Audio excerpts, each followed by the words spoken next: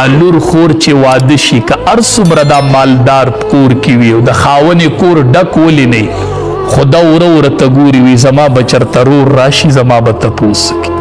زما به پلار راشي په دې دروازه زما به تپوس وکړي دا د رمضان میاشت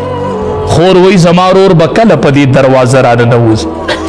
د خاون کور کې به دنیا ساماني خو چې رور راشي او یا د یو اچار ډبه وله راوړي هغه هر څه ته یاد یو هغه د هیر یو هغه د اچار ډبه له تاویږي ده هماله رور راوړې ده هماله پلار راوړې ده دا مال رور راوړي دا زما پلار راوړي امام الانبیاء چې به بیبي فاطمه رضی الله تعالی عنها رخکاره شوله بابا سید مرحبا مرحبا ای لوري په خیر راغلی ای لوري په خیر راغلی ای لوري په خیر راغلی موږ د دې غور کړی دی د دې تور سرو غور موږ کړی دی د دې تپوس هم د روژه کې کړی دی ځان سره غریب برابر کې دا د غریبانو اختر نه دی دا د دې کونډو اختر نه دی دا صرف د هغې ښځو اختر دی چې خاوندانې دي چې دا خاوندانې نشته د هغې اختر نشته هغه کونډه د اختر په شپه وی خدایا چې اختر دې راوستو نو ما نه دې خاون ولې اغستو چې تا اختر راوست ما نه دې ولې خاون اغست دا ستا په ګاونډ کې دا کونډه ټوله شپه الله ته وجاړي او تا سار ځان له 3 جوړې کړي او د اختر مانځه نه راشي د اختر مندې ته وایي دا اوښ کې به څوک وچي د دې جړه احساس به د چا سره خدایا د عمر فاروق رضی الله تعالی عنه یو مثل راکې خدایا چې خلک ونه جاړي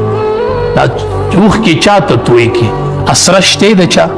چرته لاړ شو چا ته فریاد وکړو دا عمر فاروق رضی الله تعالی عنه چې راغی او د شپې ګرځېدو یو کور کې د ماشومانو د ښځې جړا واورېدله لاړ بیت المال ته سامان یې ولرو سامان یې حواله کو بیا داسې بار ناست ولا مې وی ما ورته وی چې ځو نه وی چې نه نه ځو لا وی داسې اوتر ناست چې ماشومانو خوراک وکړو لبې شروع کړې خندلې شروع کړې ما ته وی چې راځه چې ځو را روان شو ما ورته تاسو وختي ولې نه راتلی ما ته وی چې ما د دې ماشومانو جړه لیدلې وه که قیامت کې رب العالمین وی چې عمره رضی الله تعالی عنه ته خلیفه وی او ستا په دور حکومت کې ماشومانو جړلي و د لوږې د لاس زه به وایم چې الله هغې پورې ورته ناسم چې د څو پورې هغې ماشومانو خندلي نه و الله